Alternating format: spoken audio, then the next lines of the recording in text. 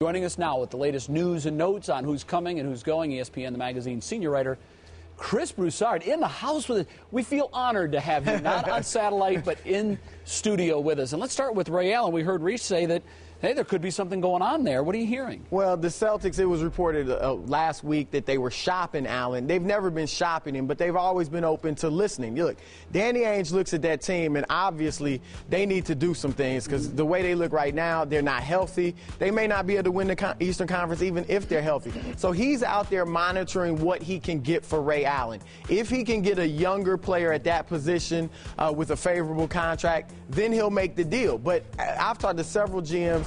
None think that type of deal is out there. You've heard Kevin Martin's name mentioned in Sacramento. The Kings really don't want to trade Martin. They want to really give him and Tariq Evans time to play together and see if they can mesh. They haven't meshed yet, but they want to be patient with that and see if it will mesh. So I think Ray stays in Boston past the deadline. All right, let's go through some names here. We've heard Amar'e Stoudemire.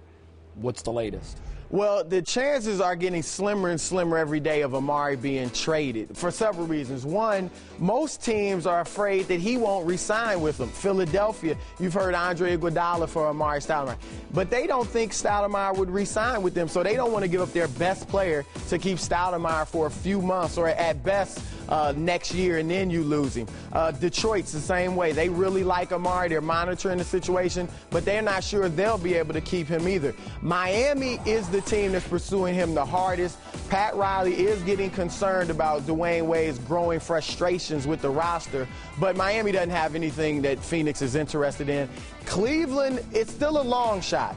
But they're not 100% out of the Amar'e Stoudemire race. They still are looking at this, kind of talking with the Suns. What would they have to give up to get him? Well, they could offer Zydrunas Ilgauskas' expiring contract, and then J.J. Hickson, who, if you get Amar'e Stoudemire, you really don't need Hickson. But in 2 years, Hickson maybe could be better than Stoudemire. So, you know, and Amar'e brings some baggage. You know, even in Phoenix, they have a love-hate relationship with him. You know, they love him at times, then sometimes they feel like we can't go on like this. Right now, they love him. They won 5 straight. He's averaging 27 and 10 in those 5 games. Wow. All right. You mentioned Andre Iguodala. What are you hearing on the chances he moves? Well, about a month ago, Philadelphia felt like they had to make a financial move. They couldn't trade Elton Brand because of his mediocre play and big contract, and they felt like, let's just get rid of Andre and try to get some financial relief. Now they're thinking differently. They don't want to trade him unless they get a player that's of equal value or better. Again, Cleveland, which despite the 12-game win streak,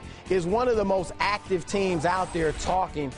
They really are looking at Iguodala. They really want a power forward who can stretch the floor, but they feel like if they got Iguodala, you can play LeBron at the 4 at times. He obviously can stretch the floor and then some, and then put Iguodala at the 3. But I still think Iguodala doesn't get moved either. All right, but that would be nice options for Cleveland to have. Yeah, I mean, defensively they'd be hazardous out there. All right, let's talk about long-term here. How could discussions about the collective bargaining agreement this weekend impact LeBron James and the rest of this mammoth free agent class of 2010? Well, a little background. There will be a new collective bargaining agreement in place after next season. The owners have made their first proposal to the players a week ago. They didn't like it either. No, they're floored, you know, because the owners are asking for a hard cap. Right. They want to make the maximum length of contracts about 4 years. They really want to cut the players' combined salaries. Say the players make about $2.2 billion a year. They want to cut that to about 1.5. That's 1.6. Yeah.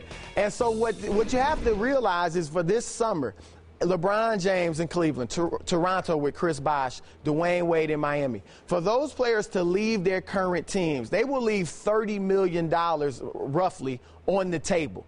Now, under the old agreement or the current agreement, maybe you can say, I'll make that up down the line. This new agreement that you know, what the owners are proposing, you won't be able to make up $30 million because contracts, I'm told, max-level players, mid-level players, and lower-level players are all going to take a hit. You won't be able to make that money up. So these players now need to think long and hard if they want to leave that money on the table. So bottom line, it increases the likelihood that LeBron and Chris and Dwayne stay where they are. Exactly.